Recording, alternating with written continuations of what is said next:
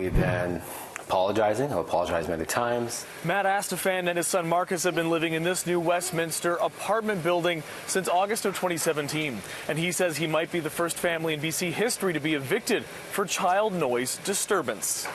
I have been looking at places and seeing my options of where to move and where to go. On Monday, an arbitrator with the BC Residential Tenancy Branch decided against Astafan, ruling he had caused unreasonable disruption to another occupant and failed to correct it. The noise, running, stomping, and banging, believed to be coming from Matt's 3-year-old son, Marcus. At one point, I actually had 2 rugs in the living room. I got a bigger rug now in Marcus's bedroom.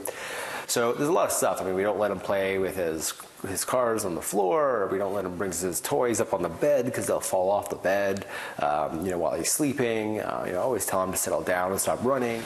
These documents from the arbitrator's ruling outline an escalating situation, with the neighbors downstairs claiming noise increased following their complaint, and Matt making a call to police when they started banging on the ceiling.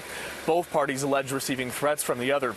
The landlord offering twice to relocate Matt and Marcus to a ground floor unit. Offers he denied. When I was a child, we did live on a ground floor of an apartment and we got robbed. And I don't feel safe personally just living in a home that is just accessible from the ground. That's personal choice. The ruling states the landlord's agents testified they are a multi-family complex and have at least 20 other families with up to 4 children in a unit. And they do not have the same problems, as they have no issue with reasonable noise of children playing.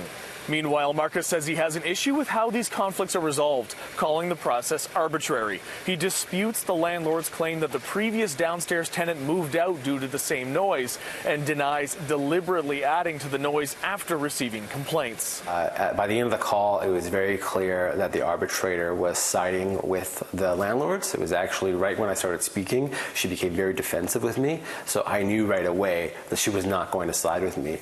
At the end of the call, they were discussing how many days notice they were going to give me. This is a wood frame building, and you can clearly tell that, they were even complaining they could hear me opening and closing doors.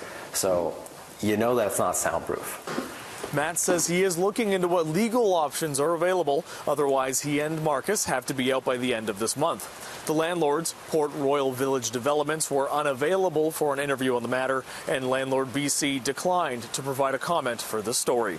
In New Westminster, David Zura, City News.